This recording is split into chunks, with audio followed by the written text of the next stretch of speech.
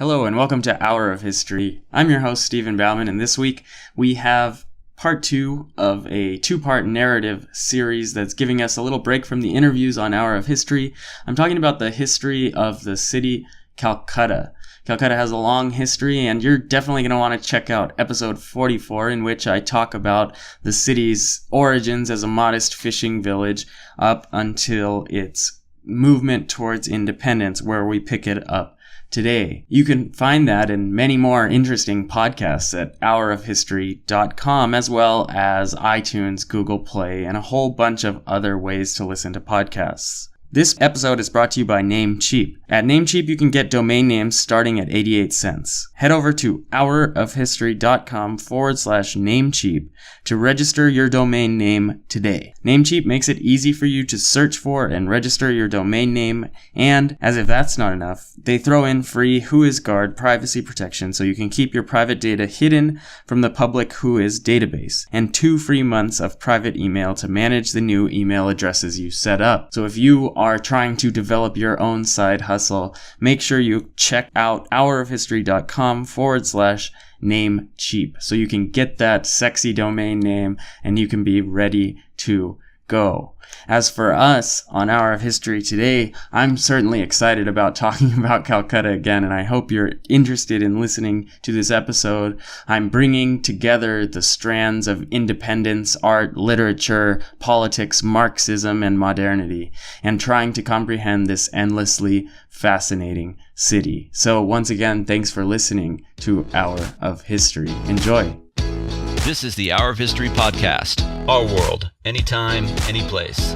And now from the Hour of History studio in Philadelphia, Pennsylvania, your Hour of History starts right now.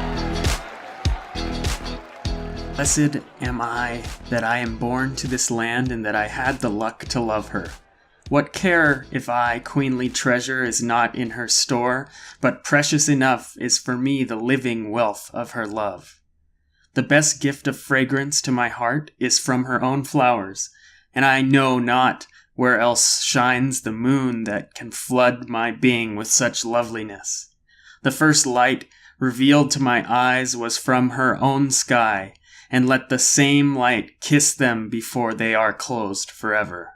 That is a poem that was published by the famous poet Rabindranath Tagore, himself a citizen of Calcutta, and that sort of encompasses the growth of the nationalist movement of this city, this important imperial city that's really second only to London in the British Empire. We're now down to only 4 items left, and although my last 2 items, Blacktown and Whitetown, weren't really items, and I kind of got away with a sort of cheap trick in the city's podcast, I'm back, and I have only 4 items to get us from the imperial Calcutta to the Calcutta of today. So this week, it's with careful consideration that I choose 2 items that represent this growth in nationalism and demise of empire. So I choose the charkha, the spinning wheel that Gandhi used to lead his Swadeshi movement. I'm going to describe what that is and how that led to the growth of nationalism in Calcutta, which spread throughout India. And I choose rice, the necessary grain that was denied people in Calcutta during 2 great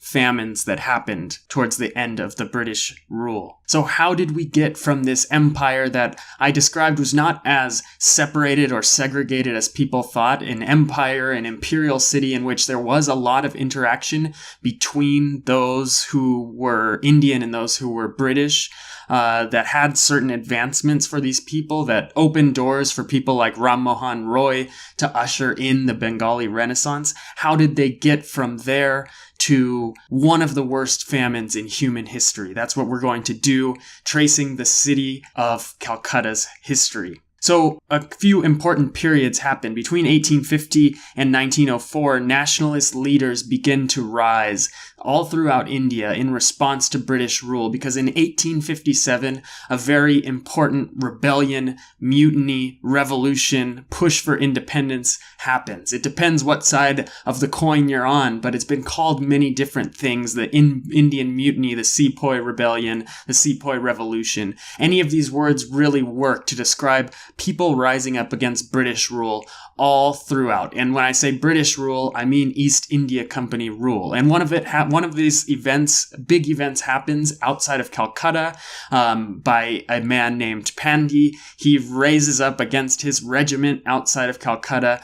And it's really symbolic of the whole Sepoy mutiny. I can't go into detail with that, but what we need to know is that it does happen in Calcutta, and it ushers in these nationalist movements. So after 1857, after these revolutions, Queen Victoria and Britain take total control. So it's no longer the East India Company that's running things in India. Rather, it's the Crown rule directly. So Britain makes India a British-run colony. It's no longer the company in charge. It's now going to have a clear viceroy, governor general. And so nationalists rise up in response to this because those in middle class and upper middle class Indians who wanted more autonomy now see their chance and now have a clear enemy to fight against. So there's these movements that begin, and that sort of happens in the second half of the 19th century. In 1905, an important event happens in Bengal called the Partition of Bengal, where Lord Curzon, who's in charge of British India, decides to split Bengal, which is the biggest province. He decides to split it in half and create a partition. And part of this idea is through the British philosophy of divide and conquer. And what his goal is to split up this powerful colony into two separate colonies, one in which East Bengal is going to be predominantly Muslim and West Bengal, which will be predominantly Hindu. Now, the partition doesn't really last. It lasts until 1911, and there's reunification of the province. But the damage is done. And what happens is growth in independent nationalist movements begin. Muslim and Hindu sectarianism grows, and challenges against each other to who has the right to the land besides the British, instead of the British, begin, and there begins this serious debates about what is the right nation. Through this also rises Gandhi, and Gandhi ushers in two big major movements, Swadeshi and Swaraj, among others, of course, which are about self-rule and self-production. So the goal of Gandhi in this is to move away from buying British goods, and he does this through his spinning wheel, which is my first item. He says, use the spinning wheel and use the yarn that we have here in India, buy Indian products, buy India, and then we can make India an economically successful nation without the British profiting off of it. And this begins in 1918 and leads until 1947. So Gandhi, in a way, works with these Indian industrialists in order to grow Indian economy through the production of Indian goods. And the spinning wheel becomes the symbol for the Indian National Congress, which is ultimately an independence movement that's pushing for Indian independence. Now, the sectarianism continues to grow and presents a problem in Bengal, and the British don't mind this problem because while the Muslims and Hindus are fighting each other, they're not fighting the British, and it allows the British to maintain control through the world wars. This is written from an autobiography of a man who lived in Calcutta during that time. He says, "I hardly met any Muslims and became intimate with none. I found an arrogant contempt for Muslims and a deep-seated hostility towards them, which could have been produced only by complete insulation of the two communities and absence of the personal relations between their members. This inhuman antagonism could not exist in East Bengal, where, owing to the number of Muslims, they were also Bengali speaking. They all spoke the same language. The economic and social life of the two communities was interwoven." So that sort of captures some of the tensions that begin to rise in Calcutta during these nationalist movements.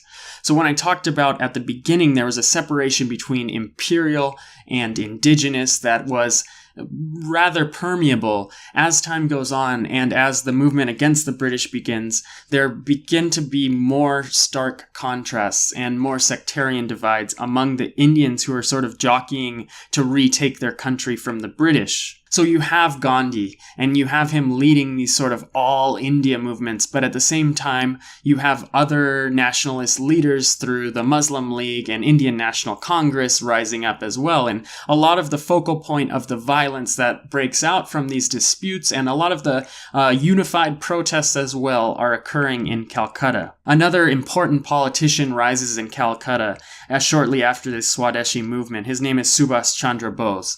And Bose wants a hyper-nationalist program. He really becomes the politician of Bengal and the politician of Calcutta. And his goal is India needs to separate from the British right away. He sees that many Indians go abroad, many Bengalis go abroad in World War I to fight for the British in a war that's really foreign to India. It has no really relevance for India. And when World War II starts to roll around again, and the British start to take wartime measures and recruit Indians to go fight in World War II, Bose really rises to power with this Indian nationalist movement, and he tries to ally with people who are against the British.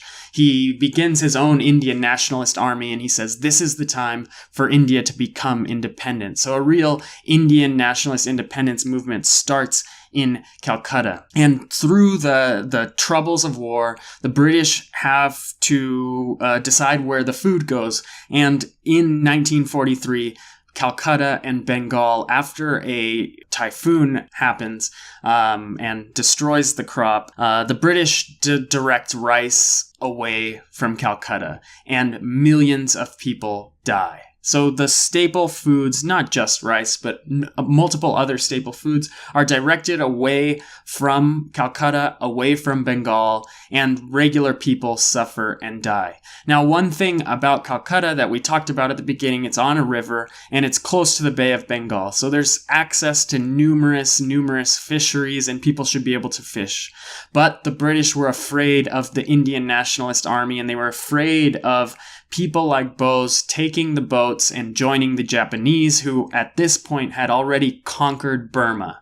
So the British take the boats from the people in the river cities, in the cities on the Bay of Bengal, and so people aren't even allowed to fish for food. So millions and millions of people die by a conscious British decision to divert the food away. And Amartya Sen, the economist, actually wins a Nobel Peace Prize for his work on this sort of thing. He says that the famine, it's been clearly demonstrated that the famine is not actually caused by food availability decline, but rather the famine is caused by politics. And so this famine becomes one of the most brutal in the history of humanity, certainly in the 20th century.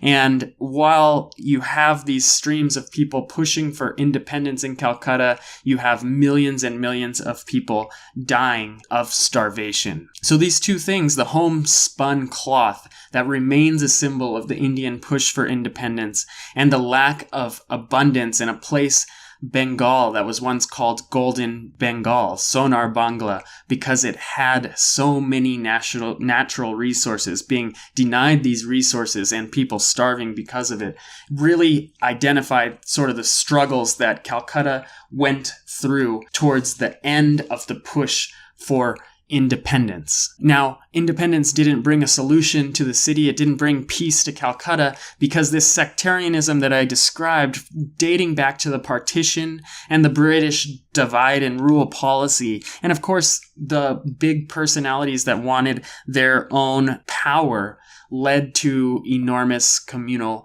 violence. On August 14th at midnight, the morning of August 15th, independence is given from the British Empire, is given to India. And rather than being a peaceful transition to a new independent nation, the first sort of movement from colonialism to independence after World War II ends in massive violence. And this is where Gandhi takes his hunger strike in Calcutta, because violence breaks out almost immediately, because again, the question of separation happens.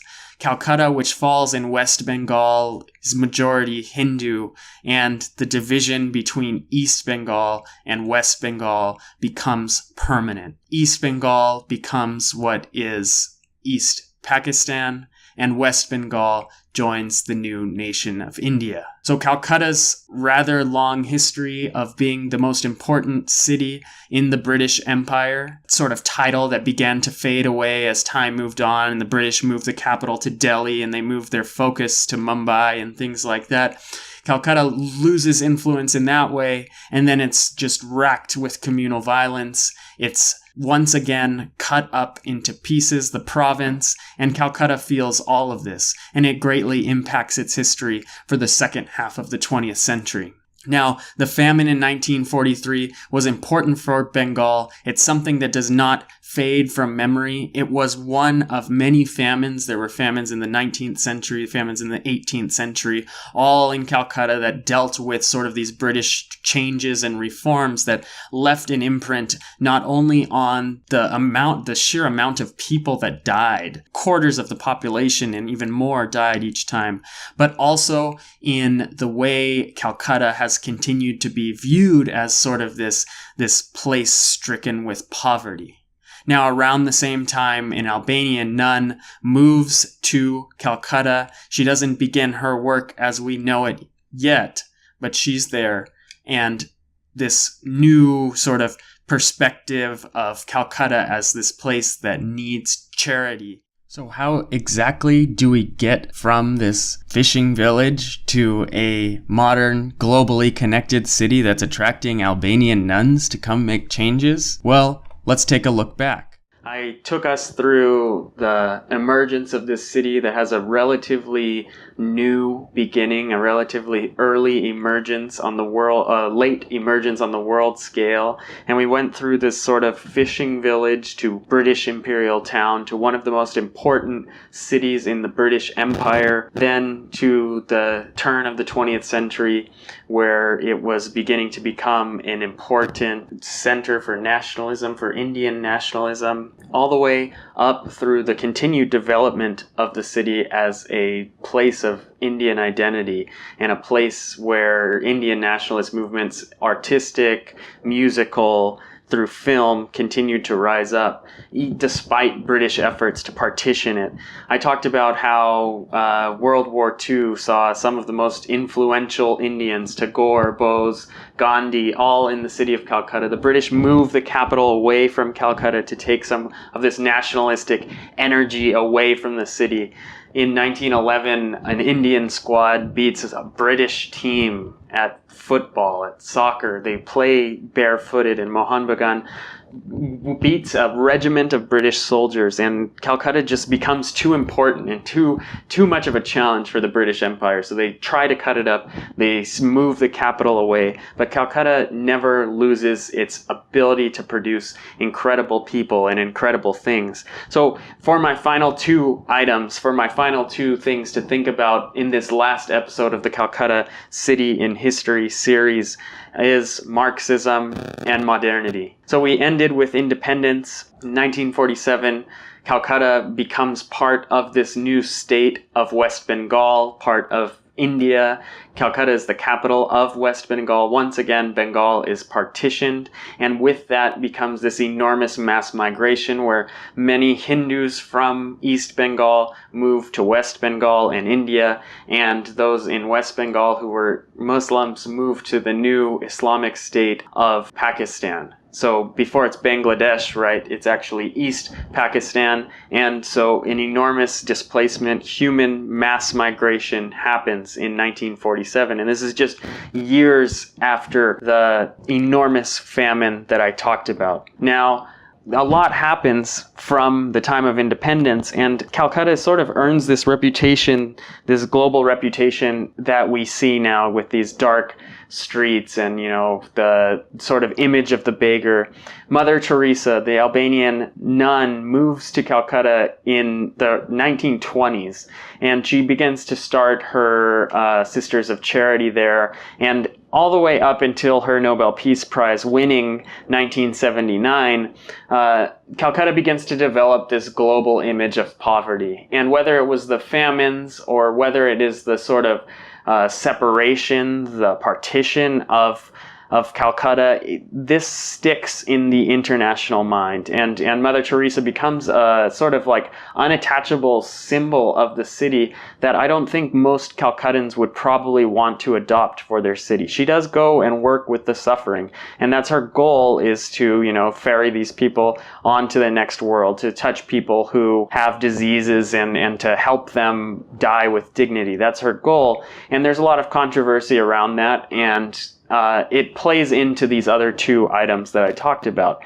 So Calcutta is kind of known for this other M besides Mother Teresa, and that's Marxism.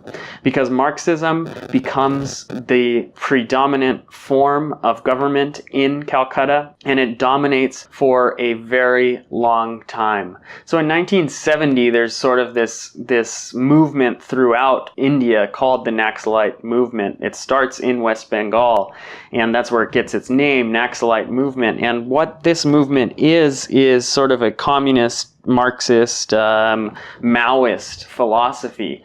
And it does bring a lot of division to the city.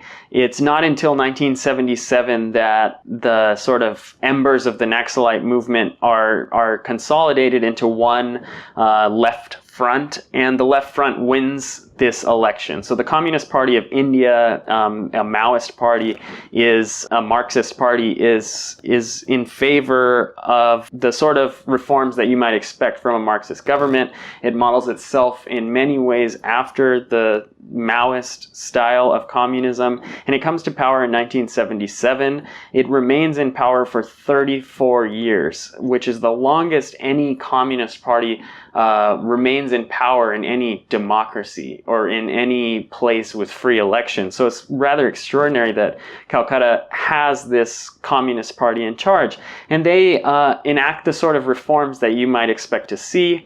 Education is something that becomes more widespread. There's achievements like the Calcutta Metro that is developed. But even under this government that is for the working class and claims to be for the working class and claims to be for the working people, Calcutta continues to develop this sort of reputation as a city that is associated with slums abroad, which is, as you know from listening to this series, is not necessarily the best representation of the city. A city that had an enormous amount of art, an enormous amount of artists, and a just incredibly rich cultural heritage.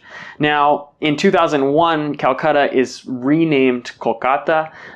For many speaking English, it continues to be referred to as Calcutta, as I've done on this podcast. It's just one of those sort of reforms that you might expect from a communist party.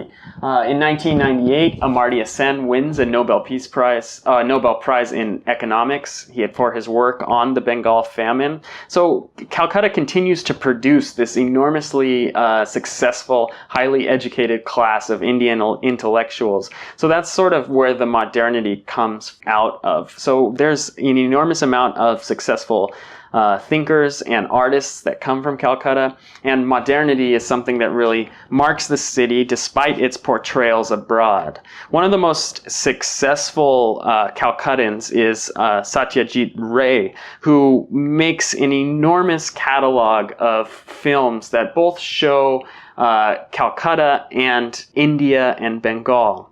And these are some of the words he had to say about the sort of challenge it is to actually portray Calcutta in a film. He says, take a single province, Bengal, or better still, take the city of Calcutta, where I live and work.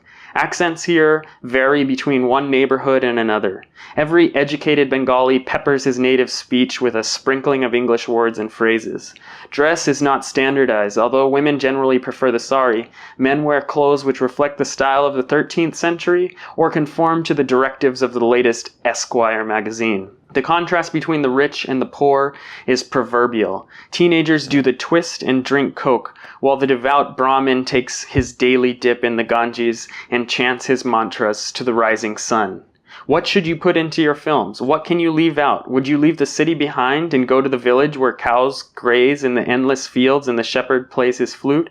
You could make a film that would be pure and fresh and have the flowing rhythms of a boatman's song. And then he continues to explain, you could go back in time, you could look at some traditional aspects of Indian culture, or would you rather stay right where you are, right in the present, in the heart of this monstrous, teeming, bewildering city, and try to orchestrate its dizzying contrasts of sight and sound and milieu? So Ray sort of is able to capture this. He writes this in 1963. So he writes this before Bangladesh fights for its independence in 1970. He writes this before there's these mass immigration issues where tons of people come from East Bengal to Calcutta and attempt to assimilate, attempt to have a better life in Calcutta. But he's still able to capture that sort of Calcutta spirit in which people are able to have access to almost anything they want. So there's enormous amounts of education in this city. It is a modern city. It has modern subway, all the trappings of modernity. In the metro, you can go down and watch cricket matches on modern monitors. The American consulate is on Ho Chi Minh Road. So there's this tangling of history and modernity in Calcutta that leads it to sort of be unfairly represented in world history. So it also faced the problem through the 1950s up to present day of an exploding population. So through these mass migrations, it goes from 4 million people in 1950 to 15 million people today. And that's something that the city is still dealing with. As people can move freely around, that sort of challenges this Marxist ideology and central planning that the CPI was attempting to do, because you have a common influx of people. And in 2011, the Left Front loses the elections, and a coalition with the Indian National Congress is actually elected into power. And so continuous efforts are being enacted to make Calcutta more modern, and it always is coming up against history. So one of the issues that was recently a thing in Calcutta was the rickshaw, so a human-pulled cart. Is that a legacy of colonialism, or is that something that should still be around in a city that's been ruled by allegedly government fighting for equality for the last 34 years? And one of the issues is, one of the debates that sort of came up is, well, I might not use that, you might not use that, but do we have the right to deprive that person of his job? Even though they make so little money comparatively to, say, a doctor or a professor in Calcutta, they're still making a living by carrying people around. So Calcutta remains this sort of city of contradictions, a city where there is enormous beauty and enormous history, but something that people have continued to put into this position of being a city that remains viewed as underdeveloped despite its close contact with modernity, and despite the fact that many people have access to modernity and its production of excellent intellectuals and artists. So Calcutta remains this sort of relic of the British Empire, while at the same time being a bastion and a example of the potential of the enormous modernity and growth that India will certainly have going forward in the future. So although I was only given 10 items to choose in this 5-part series, and I ended with these kind of conceptual thoughts, I'd never really had as many finite items as I did in the previous series I've done on the Cities podcast. I've learned an enormous amount about a city that people tend to put in one box. A lot of people will think Calcutta and just say, oh, Mother Teresa. Oh yeah, there's slums in Calcutta and there's a lot of things like that. But hopefully in listening to this podcast, you've seen that Calcutta was not always like that, and that's really a poor representation of the city. While Mother Teresa did exist and the Sisters of Charity got its start in the slums of Calcutta, it also had an enormously rich history with artists like Rabindranath Tagore and Satyajit Ray. It had Nobel winners like Amartya Sen in economics, and it was able to have a relatively peaceful, there were certainly uprisings and death, but a relatively peaceful democratic transition between Marxism and different ideologies, which is something that most of the world can't say. How many cities in the world can say they have an American consulate on a road named for Ho Chi Minh? Not many. So while Calcutta remains a little confusing and it remains, a little challenging to picture, challenging to put in a box, it's important to continue to develop a nuanced look at this city and to try to understand how cities are not just imperial cities or modern cities or ancient cities or new cities, but cities have people, and people bring in sort of different perspectives from all over. And Calcutta is certainly a diverse city that continues to bring. So thanks for listening to the Hour of History podcast. I hope you learned something about Calcutta over episode 44 and episode 45. If you just joined us for 45, be sure to head over to hourofhistory.com and check out episode 44. As always, we appreciate your subscriptions, any comments or suggestions, future episodes you might want to see, or people you might want to have interviewed. Head on over to hourofhistory.com and drop us a suggestion. We have suggestions for you, too. And although I didn't really flout it as much as I normally do, my suggestion this week is Detective Byomkesh Bakshy, which is a Bengali crime film set in Calcutta in the World War II era. It's just a fantastic a picture of the city if you want to see what Calcutta looked like right as they were turning towards independence and going against the British. We also have numerous other recommendations available for you from each and every Hour of History episode that are found at www.hourofhistory.com/RECS. hourofhistory.com/Rex. You can search through a very accessible system any episode, any suggestion. Because on Hour of History, it's our world, anytime, any place. Thanks for listening.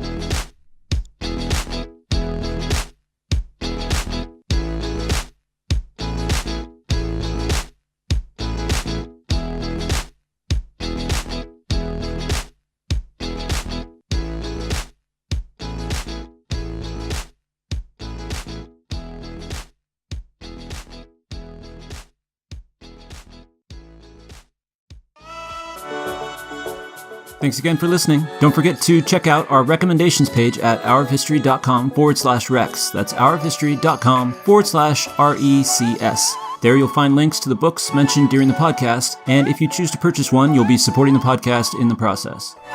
And if you still haven't gotten your fill of the Hour of History, make sure you head over to the Hour of History blog, found at hourofhistory.com/blog, with articles being released fairly often on topics relating to those covered in the podcast as well as others.